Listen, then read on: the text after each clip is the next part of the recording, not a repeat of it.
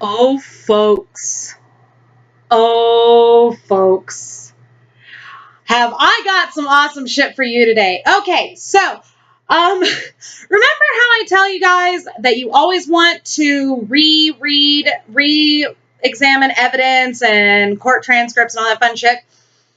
Well, one of my viewers took me to heart on that. She was going over some of the stuff from the CASO Report, and she found some really interesting stuff.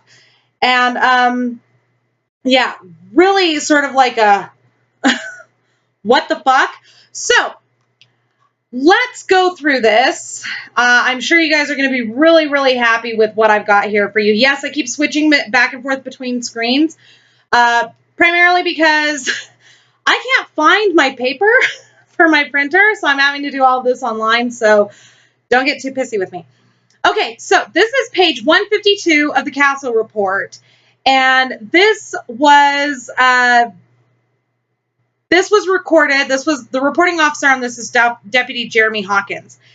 And, he's basically saying on November 5th, John Ertl and Charles Cates and Guang Zhang from the Wisconsin State Crime Lab arrived at the Calumet County Sheriff's Department. The 3 barrels that were remaining at the Sheriff's Department, a barrel that Deputy Matuzak had brought back from the Avery property, and the Suzuki Samurai door were signed over to John Ertl. While John Ertl, Charles Cates, and Guang Zhang were going through the barrels, I again continued logging in evidence once it arrived from the crime scene at the Avery property. I contacted District Attorney Ken Kratz and asked D.A. Kratz about keeping the barrels. I was advised by D.A. Kratz that the barrels from the Avery property would remain in evidence. D.A. Kratz also wanted the barrel marked number 4 that was returned to the Avery property to be brought back. Now, here's where I have an issue, kids. Why the fuck was a barrel, a burn barrel, a piece of physical evidence? Why was a piece of physical evidence taken into evidence and then returned and then brought back? Kratzy boy? Huh? Wilbur? Why are you taking what's supposed to be physical evidence back to the scene of the crime and then having it brought back? And how in the fuck did Willis allow anything from that specific barrel to be allowed into evidence in court? That's compromised. Duh, Jesus Christ, Willis. I haven't gone to law school yet, but even I know that. It then continues, I was advised by Calumet County Command Post located on the Avery property to get some items that were brought back from the Avery property ready for pickup by DCI agent Matthew Joy to be transported to the Wisconsin State Crime Lab located in Madison. To clear that up, because the language is a little difficult, he says, the command post that was at the Avery property, so the command post on the property of the Avery salvage yard, told him to get some items that were brought back from the Avery property ready for pickup. Do you want to know what those items were, kids?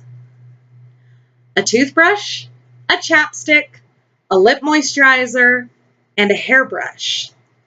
Now that sounds pretty innocuous. It seems like it's not a big deal. Well, of course there's going to be chapstick and a toothbrush and blah, blah, blah.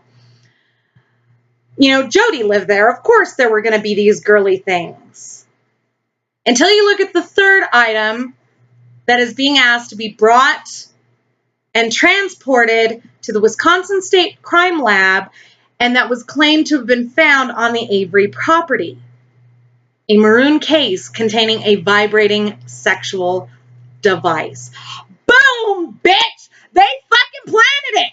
They were trying to say, okay, now we know why they wanted the vibrator. Now we know why Wiegert wanted that vibrator and why they took a dildo and a vibrator from Avery's house. They were trying to switch him out. Ha! Crap! I got you, you son of a bitch! Oh, Kids, do you know what this means? They have documented proof that they were trying to switch out these items. None of these items were found at the Avery property. It's been well documented that they were found at Teresa Hallbach's house, but they were trying to say that they were found on the Avery property. That's why they wanted the 2 fucking vibrators. Ha! You fucking nasty sons of bitches. Ha ha ha ha ha. Ooh. Okay, kids. So yeah. That's page 152 of the CASO report. Again, link below. You know me by now. And special shout out, thank you to the viewer, to Avera. Thank you, Avera, so much for pointing this out to me. Thank you all for watching. Don't forget to subscribe to me here on YouTube. Don't forget to follow me on Twitter, Mama Phoenix 6. And if you boogie on over to the About page, you'll find everything from my Instagram to my Pinterest boards to my blog to my Facebook fan page. Thank you again for watching, and we'll see you soon.